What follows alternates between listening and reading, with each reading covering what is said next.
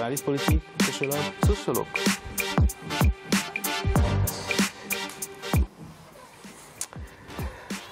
Troisième et dernière partie de Politicien, votre rendez-vous politique dont le numéro de ce jour est consacré à la Libye. Un nouvel invité m'a rejoint, Ousmane Sao. Vous êtes sociologue, mais vous connaissez très bien le jeu politique en Libye. Merci à vous. Merci de nous avoir rejoints pour évoquer dans cette partie les possibilités d'une solution libyenne au chaos libyen. Est-il possible aujourd'hui de trouver une solution interne donc au conflit que vit ce pays depuis 2011, depuis l'assassinat de Muammar Kadhafi? On écoute ce qu'en dit Hichem Benaïch, il est expert en géopolitique. Eh bien, en réalité, cette option a été escamotée, a été délibérément, en tout cas, mise sous le tapis, parce que en réalité, il y a plusieurs acteurs qui interviennent et qui influencent la scène libyenne. Les acteurs libyens, il y a eu aussi parallèlement plusieurs tentatives, et notamment à travers ce qu'on appelle les harouches, c'est-à-dire les chefs de tribu. Et toutes ces options-là, malheureusement, ont été véritablement saccagées, si je puis dire. Hein. Et ça va être compliqué, très compliqué. Ça va être compliqué, très compliqué, dit Ben Aïch Hichem. Ousmane Sao, nous avons vu les jeux d'influence, le grand jeu d'influence qui se joue dans ce pays qui est votre voisin, puisque vous êtes de la Mauritanie. C'est encore possible aujourd'hui que des Libyens puissent s'asseoir, se parler et trouver entre Libyens une solution à ce qui s'y passe? Ça va être difficile, mais c'est possible. Surtout si on arrive à mettre les deux leaders politiques sur une table, qui leur disent allez-y, parce que là, il y a un problème. On voit bien que ce qui se passe à Tripoli, et c'est lui, le général maréchal Haftar, qui vient pour occuper Tripoli. Donc, tout de suite, la communauté internationale, l'Union africaine, ou tous leur disent écoutez, vous arrêtez maintenant. Venez discuter. Mais ça, on l'a déjà fait de par le passé. Oui, mais ils ont même signé plusieurs accords. Oui, mais il faut toujours continuer. Il faut toujours continuer. Il faut toujours continuer. Il faut continuer à les obliger, surtout qu'il ne faut pas faire comme ce qu'ils font actuellement. Oui. Laisser faire des visites par-ci, par-là, de temps en temps, et dire voilà, nous demandons à Haftar d'arrêter, nous demandons ceci ou cela. Non, il va falloir les appeler, parce que si on voit bien, le secrétaire général de l'ONU a été parti déjà à Tripoli.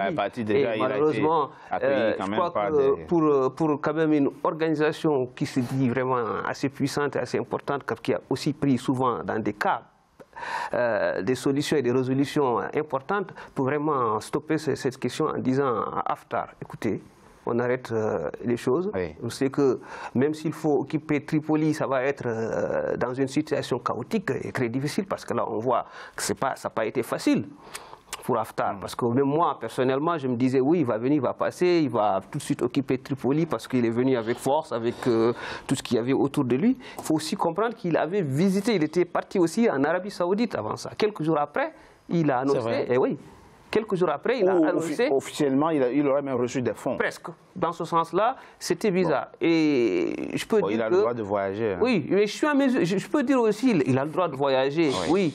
Mais c'est un peu difficile à comprendre. C'est surtout le timing qu'il faut voir. Quelques jours avant cette union, cette rencontre que les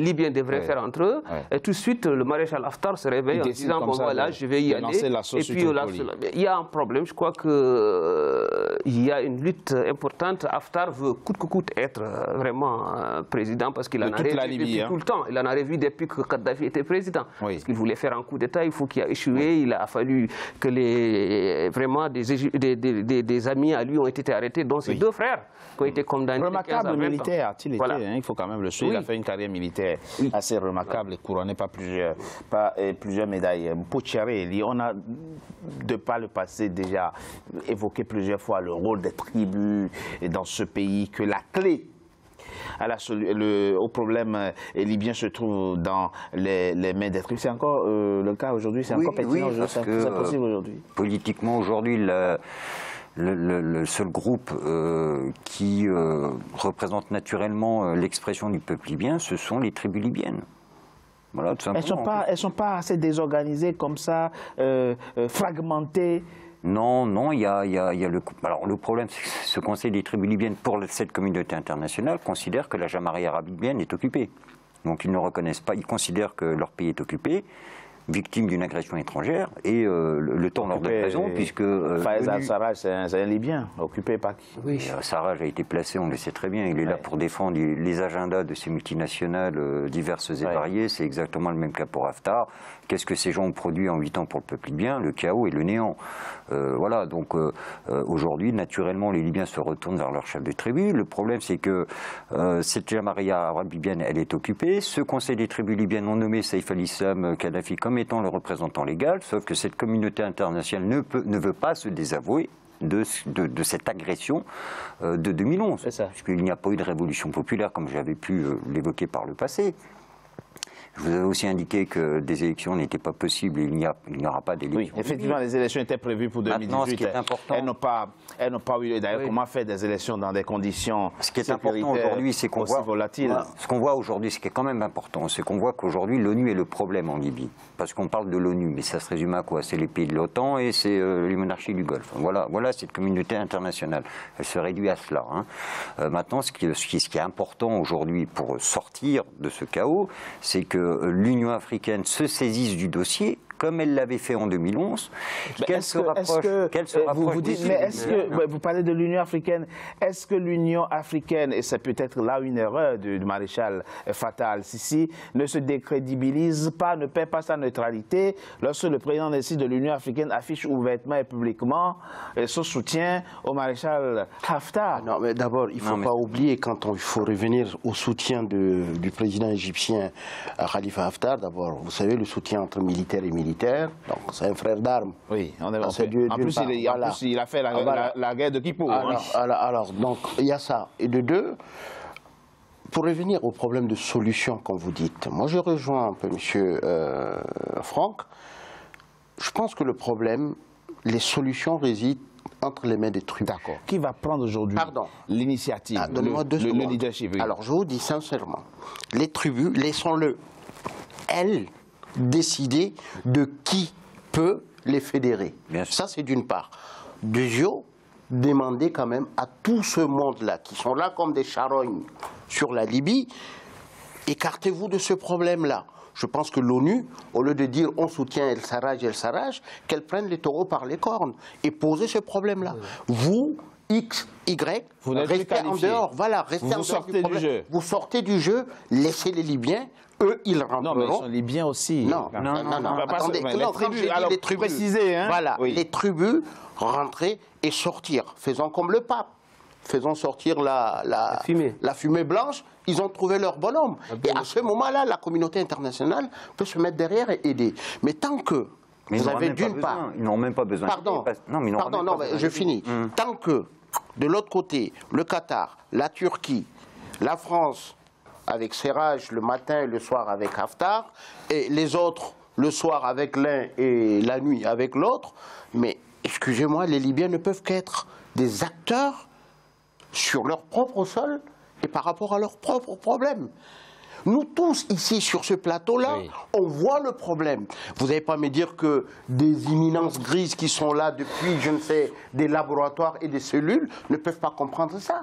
C'est quand même aberrant, c'est incroyable. Est-ce que la difficulté de ce pays ne vient pas de ses richesses? Ça pourrait être ça. De son pétrole. Ça pourrait être ça, non, parce que il faut toujours poser les choses au conditionnel. Moi, je vais tout juste dire, oui, le problème est libyen, mais il devient aussi régional actuellement, ce qu'il faut comprendre. Parce qu'il y a ce problème libyen, mais le Nigeria est touché, le Niger est touché. Parce que les solutions que M. Les solutions, je suis d'accord. Khalata propose, voilà, d'accord. Ça supposerait que... on se retire, donc on renonce au pétrole aussi, d'une certaine manière. Ou du moins, on achètera désormais le pétrole au prix que le gouvernement décidera. Excusez-moi, on va revenir encore à l'essence fondamentale des définitions. Pourquoi aller chercher le pétrole quand le sang doit absolument couler? Oui, mais ça, c'est les Occidentaux. Voilà, laissons le pétrole, oublions le pétrole libyen, allons-y acheter le pétrole camerounais, ou je ne sais pas quoi, laissons-le régler leurs problèmes, et venons... Mais on ne peut pas continuer comme ça. Laissons-les régler le problème. Moi, je suis d'accord qu'on les laisse régler leurs problèmes, mais actuellement, le problème, il est entre quand même Libyens pour le moment. Il y a certainement une influence étrangère qui est assez importante. Qui est beaucoup plus profonde. Mais assez importante, mais seulement, c'est qu'il faut aussi, moi je crois que pour une solution, il faut chercher une personnalité neutre, ce qui va être très difficile, mais quelqu'un qui peut, entre Libyens, qui va faire un peu la synthèse de tout ce qu'il y a. Vraiment qui a montré, comme par exemple, si on regarde, moi je prends le cas de la Libye comme ce qui se passe au Yémen par exemple. C'est le même cas avec le décès d'Ali Abdullah Saleh, et puis c'est des tribus aussi qui se chamaillent parce que qui s'entretuent. Et vraiment, je crois que avec la communauté internationale, la coalition militaire, donc il est important souvent aussi de comprendre cette géopolitique qu'il y a autour de la Libye, autour de tout ça. Il y a les influences occidentales et surtout, le problème doit être réglé vraiment entre Libyens, mais il faut associer. Moi, c'est ce qu'il faut là qui ne me plaît pas. Si, on peut pas, oui. Parce que, il faut associer, parce que vous parlez de la Libye n'appartient plus aux Libyens depuis longtemps. Oui, je suis d'accord, mais ce que je veux dire, laissez-moi, je continue tout juste, après je vous laisse. On parle tout juste d'une solution africaine. Mais s'il y a une solution africaine, il faut les Africains doivent jouer un rôle dedans. Vous avez parlé de la médiation du président. Du président de l'initiation des SOE. Et tout ça devrait jouer un rôle. C'est pour cela que j'ai dit qu'il faut peut-être faire revenir cette médiation africaine-là, mais aussi impliquer ces pays limitrophes, parce qu'ils jouent aussi un rôle important. Parce que si les frontières ne sont pas vraiment protégées, tout ça joue un rôle dans la sous-région. Au sein des pays limitrophes de la Libye, peut-être je suis amnésique, je ne sais pas, mais j'ai vu un Idriss Déby, un Mamadou Issoufou, un Ibeka, le vôtre, comment il s'appelle, voilà, tout ce monde-là se retrouvait sommet sur la Libye, et ça n'a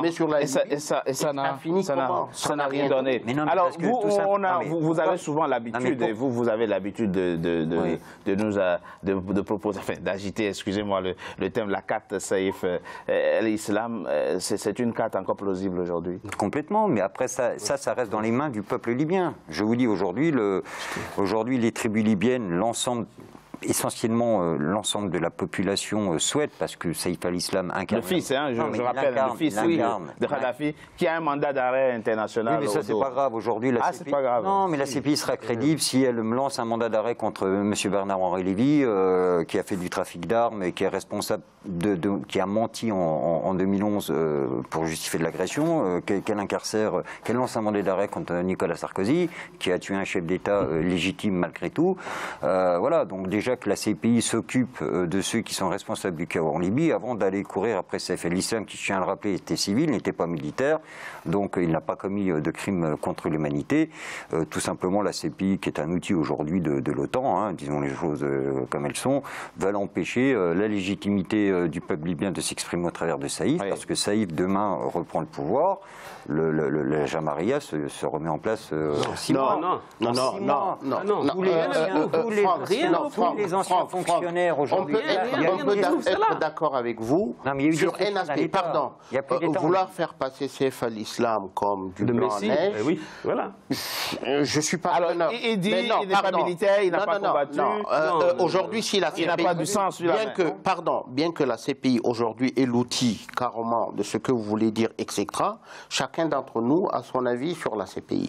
Mais on ne peut pas présenter Saïf al-Islam aujourd'hui comme celui qui... Non, mais attendez. Quelqu'un qui est complètement propre. Du peuple libyen. Non, mais je vous le dis. Vous avez des rassemblements, excusez-moi, fréquemment.